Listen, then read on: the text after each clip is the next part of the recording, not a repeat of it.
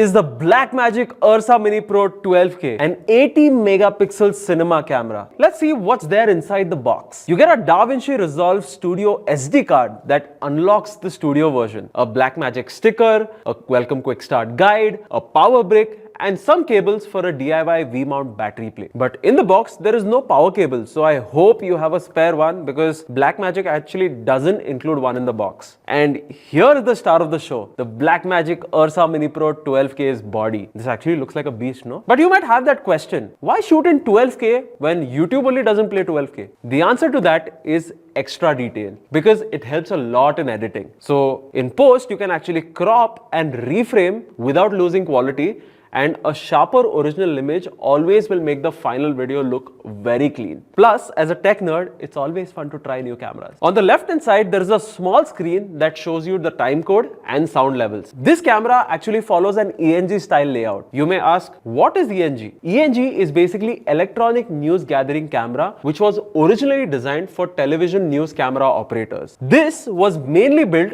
for quick use in tough conditions. So here, there are dedicated buttons for ISO and shutter, and plenty of buttons for on-the-fly adjustments, along with built-in ND filters. So now let's look at the sensor. This is an 80 megapixel sensor, which is 12,288 by 6,840 pixels. Look, honestly, I have never seen a high-resolution sensor just like this ever in my life. This camera uses the standard PL mount, which offers about 14 stops of dynamic range and has ND stops of 2, 4, and 6 stops. On the inside, there are two CFast card slots.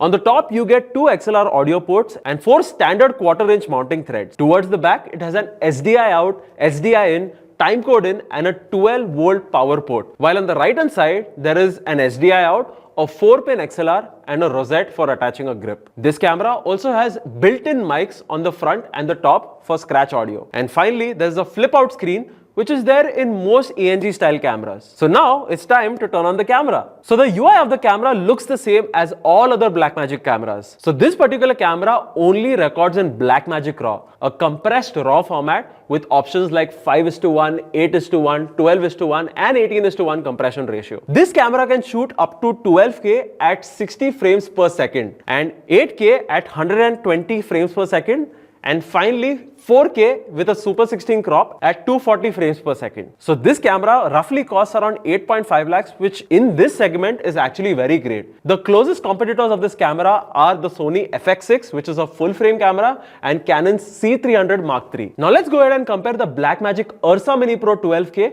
with the Blackmagic Pocket Cinema 4K. Man, when I look at this footage, there is actually a lot of difference. So now for editing, I need to go buy some extra GPUs because this will not work on my GTX 1080 card. But this is a conversation for a different video. So that's it for this video. Thank you guys for watching this. Don't forget to subscribe, and I will see you guys in the next one.